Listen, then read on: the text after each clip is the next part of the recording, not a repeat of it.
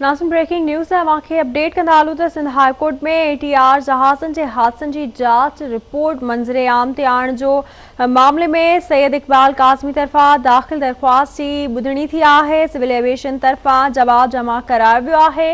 जवाब अदालती तरीक़ेकार मूजिब जमा कराइण घुर्जे। अदालत धुरियुनि खे सिविल एविएशन जे जवाब ते जवाब मथां जवाब जमा कराइण जो हुक्म ॾेई छॾियो आहे। तव्हांखे अपडेट कंदा हलूं।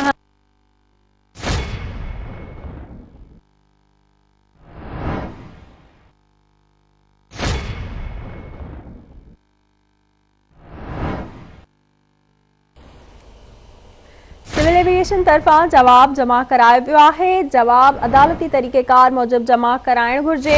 अदालत धुरियुनि खे सिविल एविएशन जे जवाब ते जवाब मथां जवाब जमा कराइण जो हुक्म ॾेई छॾियो आहे। अवांखे अपडेट कंदा हलूं। अहम ख़बर आहे त सिंध हाई कोर्ट में ATR जहाज़नि जे हादसनि जी जांच रिपोर्ट मंज़िले आम ते आणण जे मामले में सैयद इक़बाल काज़मी तरफ़ां दाख़िल दरख़्वास्त जी ॿुधणी थी आहे। इन हवाले सां राब्तो कयो आहे कराची में आवाज़ TV जे रिपोर्टर महताब शहरसान। जी महताब। जी बिल्कुल टाइम हुसैन सिंध हाई कोर्ट में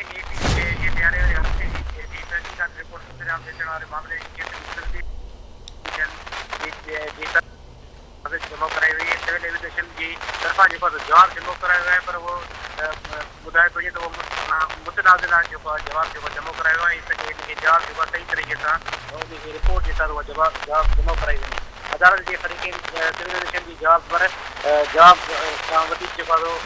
रिपोर्ट तलब करे वठी है